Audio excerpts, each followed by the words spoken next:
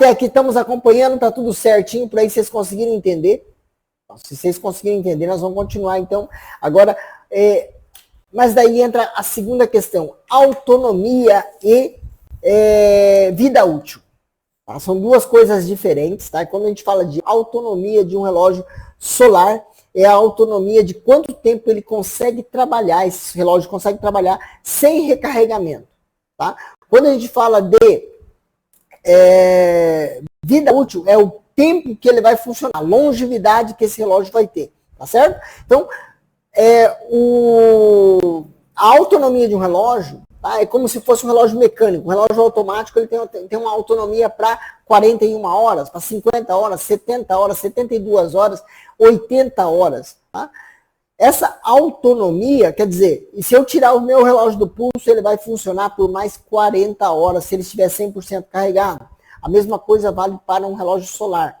O relógio solar, a partir do momento que ele estiver 100% carregado, ele vai ter uma autonomia de X meses, X dias, né? No caso, tem alguns que são para 3 meses, 4 meses, 6 meses, né? 2 anos e meio, 4 anos. Existem centenas de modelos de relógio solar. Então, cada relógio solar tem uma autonomia diferente, né? Por exemplo, se a gente pega um Seiko Astron, ele aguenta até 4 anos, né? Porque ele entra em um sistema de hibernação.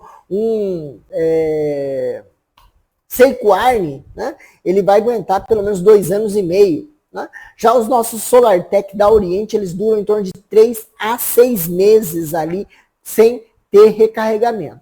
Certo? 2 detalhes que vocês vão ter que aprender muito, tá? Pelo menos, tá?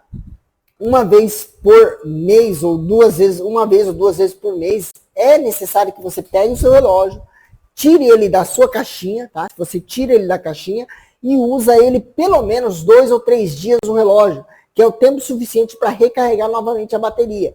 Por que eu falo isso? Para não deixar ele terminar toda a bateria. Tá? Se ele terminar toda a bateria, para você recarregar, exige um esforço a mais da bateria. Isso pode ir danificando a bateria aos poucos. Então, a gente pede que você não deixe ele zerar a bateria. Tá? Sempre mantenha ele com uma carga mínima, ou, se puder, deixe ele sempre no local claro para que ele possa estar sempre carregado. Tá certo? Então, falando um pouquinho sobre autonomia e vida útil, a vida útil de uma bateria, tá, vai depender justamente desses ciclos que você deixa carregando. Tá? Quanto mais tempo você deixa ele em lugares intempéries que atrapalham a vida útil da bateria, pode estragar o teu relógio. Tá certo? Mas, por exemplo, se eu deixar o relógio, meu SolarTech, dentro do carro, por exemplo, vai acabar estragando o seu relógio. Por quê? Porque a alta temperatura é um grande inimigo de qualquer bateria. Tá? Para quem tem celular, quando ele fica superaquecido, o que acontece? O celular desliga.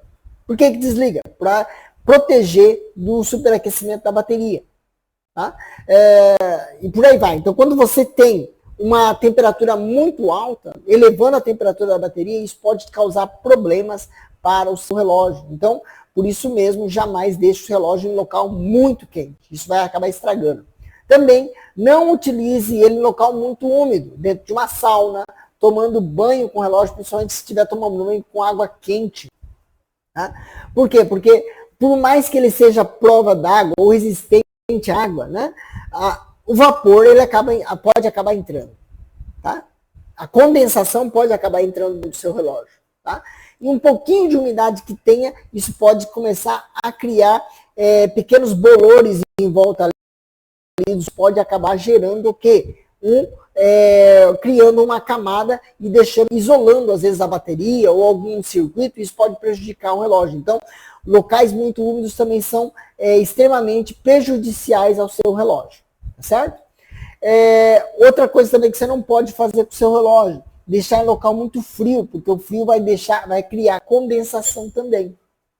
Tá? Então, essa questão da vida útil da bateria está diretamente ligado com essas pequenas coisas que você vai fazer no dia a dia.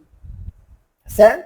Então, a vida útil de um relógio solar pode se estender por muito tempo? Sim, ele pode se estender de 8, 10 anos até 15, 20, 30 anos.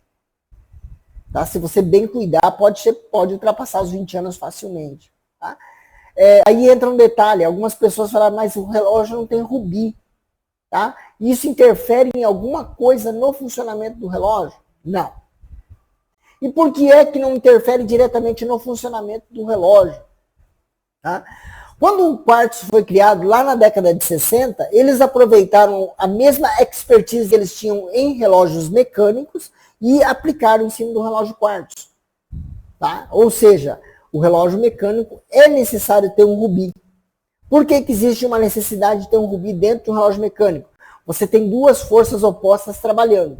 Você tem uma corda, uma mola, empurrando todas as rodas para o balanço e tem uma roda de escape que segura todo esse esforço. Tá certo? Então, o que acontece? Existem duas forças trabalhando contrárias.